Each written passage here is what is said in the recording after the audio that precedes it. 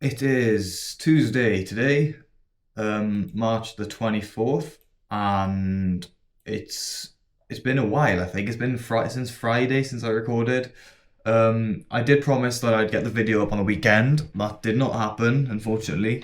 I've just finished editing it this morning, so hopefully by tomorrow that'll be up. It's a long video. It's 30 minutes of me being very what's the word?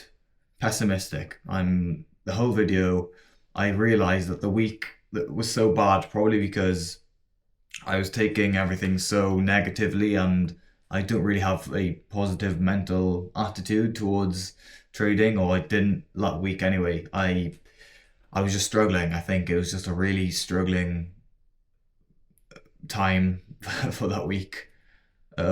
So yeah, I apologize for that, but I think I could have cut it down to be much shorter video, but I'm gonna put the whole thing up because I want to upload as much of my journey and as much of every week as I can.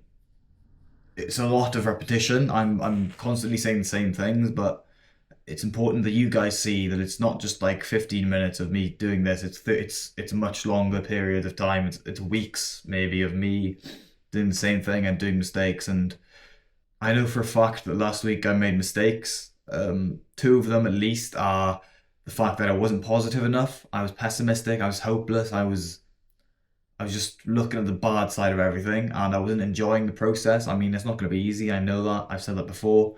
So I just need to get a grip, basically. And number two, I did the whole going back on my strategy thing. So I got feedback on my trades, and I was doing them wrong, which put me into even more of a bad mood.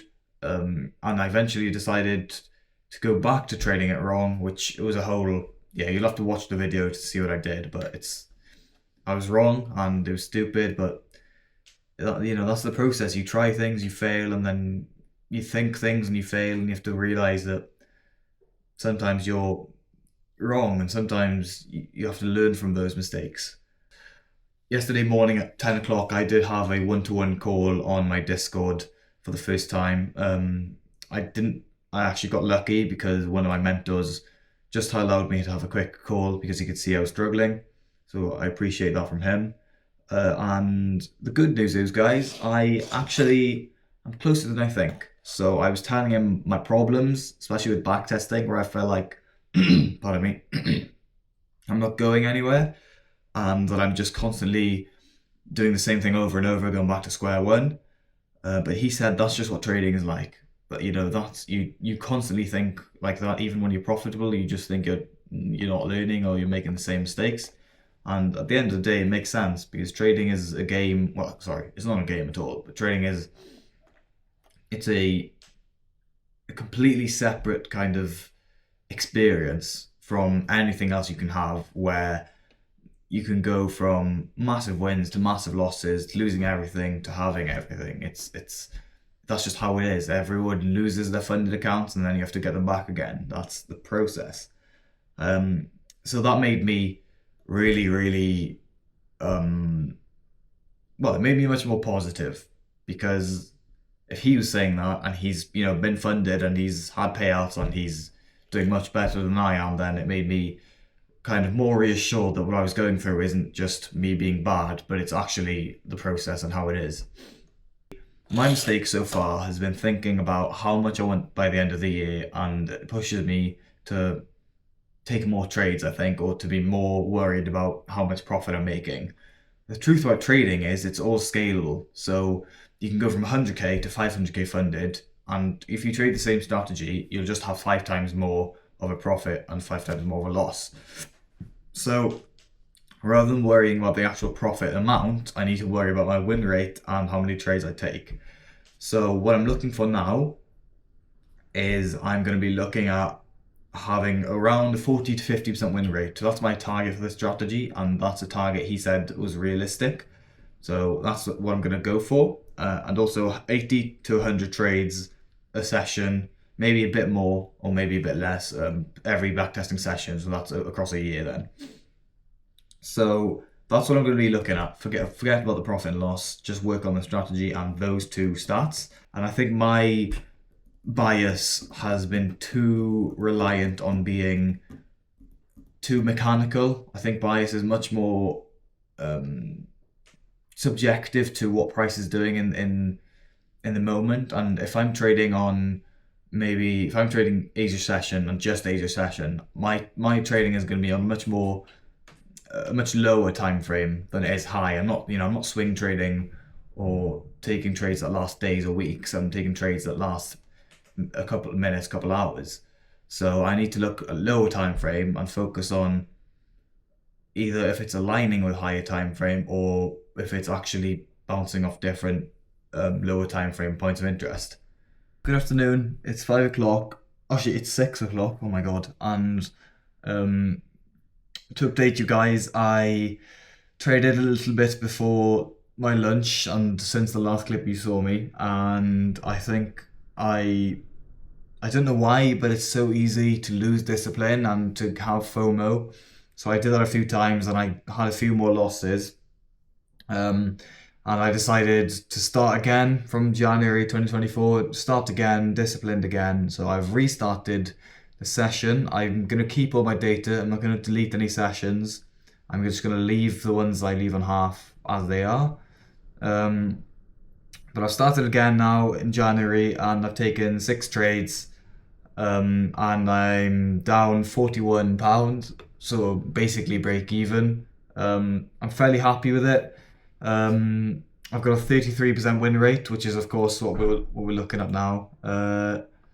Maybe one trade I shouldn't have taken, but I'm trying to be disciplined, and yeah, it's going okay. I'm working on my bias as well and being more objective with my bias rather than mechanical. And before the trades, actually focusing on where price is drawn to or where it's going and what I'd want to happen to take a trade. I do still have this kind of emotional attachment to a trade, I think, or not a specific trade, but if I'm on a losing streak, I'll have an emotional attachment because I just need a win. Good afternoon. It is 12:30 and I'm almost done with January on this backtesting session. I know it probably feels like I'm going over the same stuff over and over, but I'm more confident this time. I'm not taking trades as much, and what I'm doing differently now, I feel, is I wait until I'm in the right mindset to start backtesting, because obviously as a full-time trader, what you would do is either not trade when you don't feel like trading or you're not in the right headspace, and also you wouldn't be taking that many trades a day, so you'd need to be more focused on each individual trade rather than focusing on getting a year's data done. And what I'm also doing is I'm being more practical with finding my bias. So I know I made a video, I think it was the second or third video, it might be the fourth, I don't remember, video I uploaded, and it talked about how I found bias on a higher time frame. But because I'm trading on a much smaller scale, that higher time frame doesn't really help unless I'm looking for a confluence to align with my short or long position. So what I'm doing before every trade now is I'm looking at price action, looking at the nearest draw on the 4-hour, the hourly, or the daily, such as a fair value gap or a high or a low, and I'm writing down beforehand what I want to happen for a trade. I'll show you actually, guys, so it makes it easier for me. Let me just make sure you can see. Here we go. Okay, so up here is our bias. It's anchored up in the top, so I can see it constantly when I'm trading.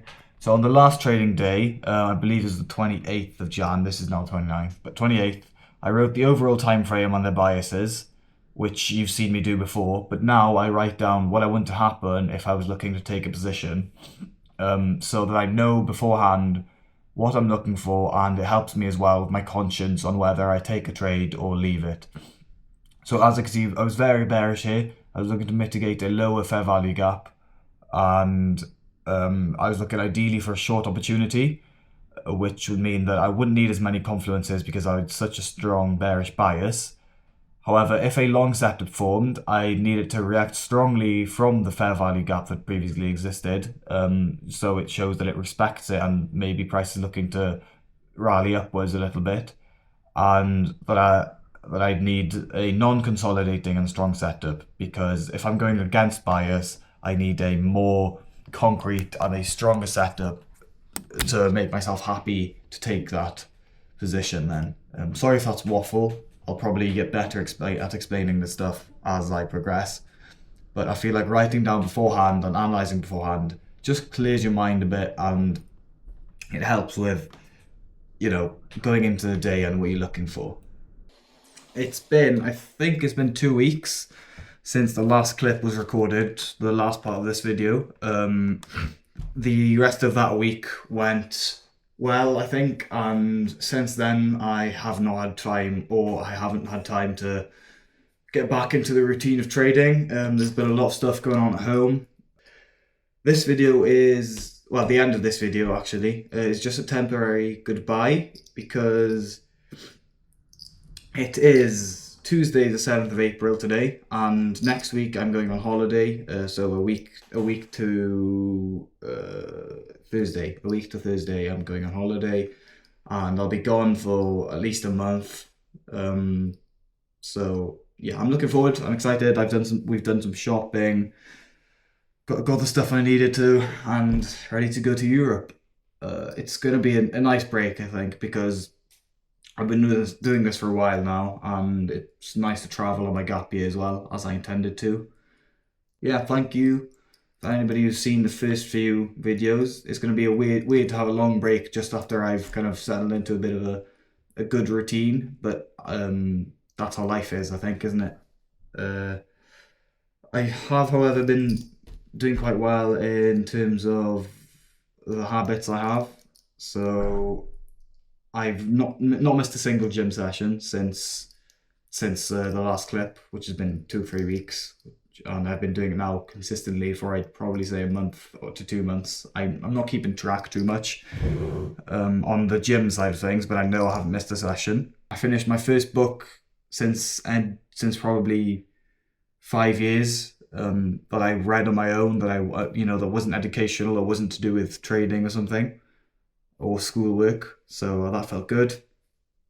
And I'm reading my goals aloud. I think I've missed a few days, and recently I've missed a few more than I'd have liked to, but I've been doing pretty well. And it's going to fall off now, obviously, because I'm not going to be doing it on my holiday with other people. That would just be weird if I started talking aloud. And I'm just going to, I'm just going to have a break, a full cut-off break, and then when I get back, I'll be fresh to start again and get back into it. So the next video, which probably will be uploaded the same day or within a few days of this one, is just going to be a separate kind of more independent video that I will record for myself, just to help me get back into the zone of trading.